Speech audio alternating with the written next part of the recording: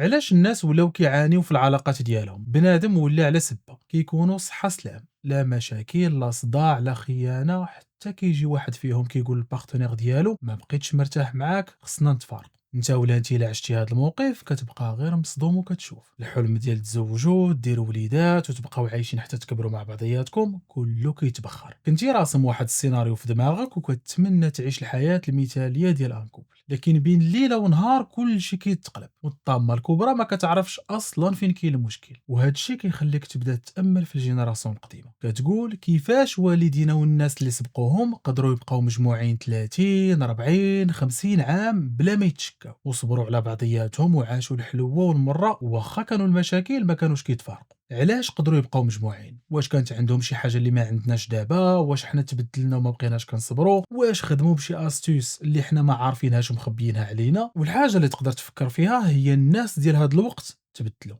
هاد الجيل بالضبط ما بقاش كيصبر، ماشي بحال شحال هادي كلشي دابا ولا باغيها ساهله، بغاو كلشي دقه وحده وما باغينش يبداو من الصفر. لكن واش فعلا هادشي صحيح؟ الا شفناها من الجانب البيولوجي كاع الادله كيشيروا بان الانسان والتكوين ديالو وكيفاش كيخدم ما تبدلات فيه حتى حاجه. نفس الانسان اللي كان عايش 100 عام هادي هو نفس الانسان اللي عايش دابا. حسيتي انت بالملل في العلاقه حتى هو حس بالملل مع البارتنير ديالو. انت مزوج وعجبك شي حد اخر حتى هو عجبو شي حد اخر اللي شافو في الزنقه. فكرتي مثلا باللي تستاهل حسن حتى هو فكر باللي راه ممكن يستاهل حسن. يعني بيولوجيا بحالك بحال اي انسان كيف ما كان. الطبيعه البشريه بقات هي وما تبدلاتش على الاقل 2000 عام هذه. دابا الا التركيبه ديال الانسان ما تبدلاتش فشنو اللي تبدل من ذاك الوقت لهذا الوقت اللي كنعيشوا فيه دابا؟ وشنا هي الحاجه اللي كانت كتخلي الناس يبقاو مزوجين؟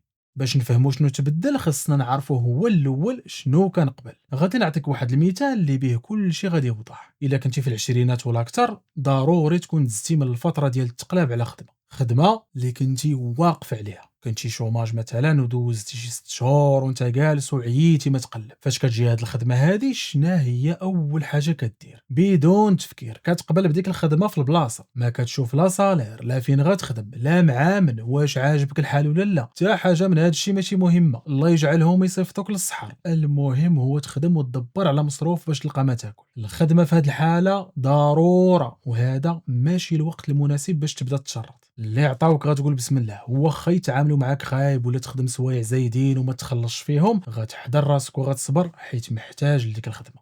وهذا هو الزواج ديال الجيل القديم. المراه والراجل كانوا واقفين على بعضياتهم، المراه كانت محتاجه للراجل يكون كيف ما كان، المهم خدام ويصرف على دار. الناس زمان راه كانوا كيقولوا الراجل راه ما كيعيبو غير جيب. يعني المراه كانت محتاجه باش يصرف عليها يحميها حيت كانت السيبه في ديك الوقت ماشي بحال النيفو ديال الامن اللي كاين دابا، ومحتاجاه باش يعطيها ستاتيو في المجتمع. حيت المراه اللي كانت كتبقى بلا زواج ما كانتش كتشاف بواحد النظره اللي مزيانه. والراجل حتى هو كان محتاج للمراه تقابل الدار، طيب الماكله اللي كيجيب، ربي الاولاد، تخدم في الارض ولا تقابل البهايم، ومحتاجها باش حتى هو تزيد ليه ستاتيو في المجتمع. حيت الراجل اللي مزوج اعلى شأنا من الراجل اللي ما كيكونش مزوج.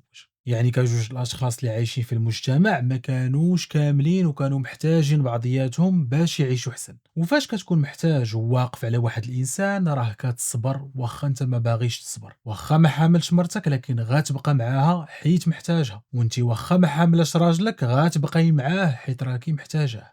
دابا فهمنا بلي الراجل والمراه كانوا محتاجين بعضياتهم، لكن كيقول لك للصبر حدود. الإنسان يقدر يصبر عام عامين 5 سنين، لكن 30 40 عام بزاف. كاين اللي غيقول لك انا نبقى بالجوع وما نصبرش على شي واحد اللي انا ما كنرتاحش ليه وما باغيش نكون معاه. شهر واحد ما نصبروش خليه عليك 30 عام.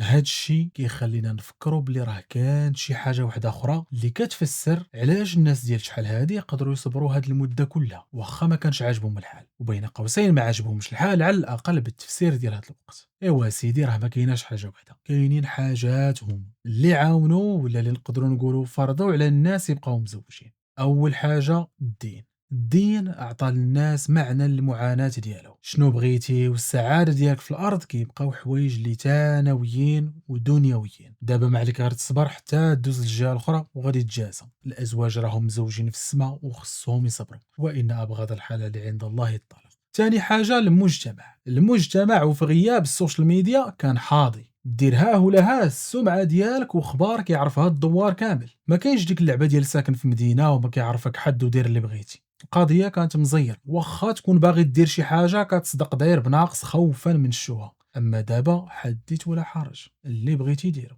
ثالث حاجة هي الفقر. اغلب الناس كانوا كيعانيو، وهنا كنهضر على جدودنا والجيل اللي سبقوهم وانت راجع اللور. الناس ما عندهمش الوقت وما مسالينش باش يفكروا في السعادة وشنو بغاو. اهم حاجة عندهم هي يلقاو ما ياكلوا ويبقاو عايشين. الحاجة الرابعة وهذه بالنسبة للمرأة، ما كانش عندها فين تمشي، ما عندهاش خيارات، ما قارية ما خدامة، ولا طلقات المجتمع ما غاديش يرحمها. يعني كتشد الارض، والراجل يقدر يكون بارد عاطفيا وما كيديهاش فيها، وعادي خصها تصبر حيت ما كاينش البديل. واخر حاجه الاختيارات اللي كانوا قلال. باش تجيك الفكره ديال تبدل مرتك ولا تبدلي راجلك خص يكونوا عندك اصلا لي شوا. في ذاك الوقت الاختيارات اللي كانوا جيرانكم ولا شي واحد شي نهار شفتيه في شي بلاصه بالصدفه، يعني ماشي شي حاجه اللي كثيره. لكن دابا ساعه وحده في السكرول ديال السوشيال ميديا ولا في شي ديتين اب كتشوف اكثر من 100 واحد. وغير المعرفه ديالك بلي كاينين بزاف ديال الناس اللي تقدر تختار منهم بحد ذاته راه مشكل. هاد الحوايج كاملين دابا اللي هضرنا عليهم كانوا كيعاونوا الناس يسورفايفيو في الزواج، ولا نقدروا نقولوا كانوا كيفرضوا عليهم يبقاو مزوجين. دابا فهمنا شنو كان قبل، اجي دابا نشوفوا شنو اللي تبدل. اول حاجه هاد الحوايج كاع اللي ذكرت واللي كانوا كيدفعوا ولا كيفرضوا على الناس يبقاو مزوجين ما بقاوش، ولا على الاقل التاثير ديالهم ما بقاش بنفس الحده ديال شحال هادي. ثاني حاجه الراجل والمراه ما بقاوش محتاجين بعضياتهم. باش تفهم شنو كنعني بهاد الهضره غنحطك عاوتاني في نفس لا سيتوياسيون اللي كنتي كتقلب فيها على خدمه. غير هو هاد المره الكونت بونكار ديالك عامر، عندك فين تسكن، عندك ما تاكل، يعني ما واقفش على الخدمه. جات هو هذاك ما جاتش راك شاد الارض. دابا كاع الاسئله اللي ما طرحتيهمش في المره الاولى اللي كنتي كتقلب فيها على خدمه غتجبدهم كاملين، وربما تزيد تكمل من راسك. فين غتخدم، مع من غتخدم، واش غتعطيوني الصالير القدا والقدا، واش الاجواء عندكم في الشركه مريحه، واش كاينين دي زافونتاج، واش كاينه شي سبري ديكيب، واش غتكون مرتاح في هذه الخدمه هذه، واش هذا الشيء علاش كتقلب، واش نقدر نلقى ما احسن. وتقدر تقول مع راسك انا خصني ناخذ الوقت ديالي باش ندير الخيار المناسب، وحتى كاع الا ما اختاريتش مزيان نقدر نبدل من بعد، اصلا حتى حاجه ما غتشدني. وهاد النسخه الثانيه والطريقه كيفاش قلبتي بها على الخدمه هي تماما الزواج ديال هاد الوقت. انت ما محتاجش لمرتك ومرتك ما محتاجاش ليك، اختاريتوا بعضياتكم عن قناعه من مورا ما طرحتوا بزاف ديال الاسئله ودرتوا بزاف ديال التحريات، وحاليا راكم مقتنعين بان الاختيار ديالكم كان صحيح. لكن لا قدر الله وراه ما كنفايلش عليك لسبب ما تفهمتوش، لا سيباراسيون كتكون سهله حيت عارفين بلي كل واحد فيكم قادر يهز راسو بوحدو، وما كايناش شي حاجه اللي غتشدكم ولا غتفرض عليكم تبقاو مزوجين وتبقاو في واحد الوضعيه اللي ما عاجباكمش وما مرتاحينش فيها. بطبيعه الحال كنهضر على الناس اللي عندهم استقلاليه، وهذه هي الحاجه اللي كثيره في هذا الوقت ولا غاديه وكتزاد. الا ما حسيتيش بهذا التغيير اللي طرا وشفتي السهوله اللي كيتفارقوا بها الناس في هذا الوقت، تقدر تبدا ترومانتيسايزي الزواج ديال الجينيراسيون القديمه وتقول لينا انا بغيت نتزوج على الطريقه التقليديه. لكن الحاجه اللي نسيتي وما رديتيش ليها البال هي ان الزواج التقليدي فيه غير الصبر والموده والرحمه، اما شنو بغيتي نتايا والتوافق ولا ساتيسفاكسيون بيرسونيل هادشي راه ثانوي وخضره فوق طعام. يعني الا ما كانش راه شي حاجه اللي عاديه وخصك تقبلها.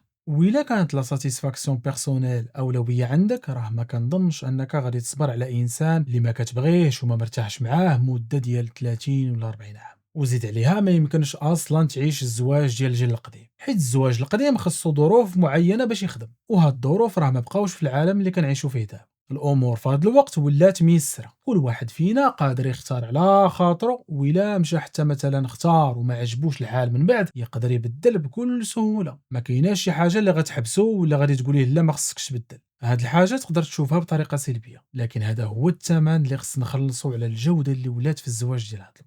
حيت مقارنة مع شنو كان قبل، الزواج ديال دابا خاصة إلا مشى حتى صدق الكاليتي ديالو كتكون طالعة، جوج الناس مفاهمين متوافقين على جميع الأصعدة، والنيفو ديال السعادة ولا ساتيسفاكسيون اللي كيعيشوا ما عمر لي كوبل ديال لي جينيراسيون القديمة حلموا بها. والحاجة اللي خصك تعرف وخصك ديرها في بالك هي أن الزواج اللي غادي على حقه وطريقه في هذا الوقت راه أحسن من أغلب الزواجات اللي دازوا في التاريخ. دابا الا كنتي مزوج ولا باغي تزوج ولا شوف شنو غادي دير، ضروري ومؤكد تفهم هادشي وتعرف بلي راه الوقت تبدلات. كنا في واحد السيستم قديم ودابا دزنا لواحد السيستم جديد. دابا الخطوه المواليه وشنو ممكن دير من بعد أنت اللي غتاخد هاد القرار، لكن الحاجة اللي ما تقدرش تقول دابا هي ما كانش في راسي، وما كنتش عارف بلي الأمور تبدلوا. وهذا مكان سيادي. إلا عجبك هذا الموضوع ما تنساش تبارطاجيه مع صحابك باش حتى هما يستافدوا ويتعرفوا على القناة، وإلا كان عندك شي تساؤل خليه لي في التعليقات. تحياتي ونتلاقاو في الحلقة الجاية إن شاء الله.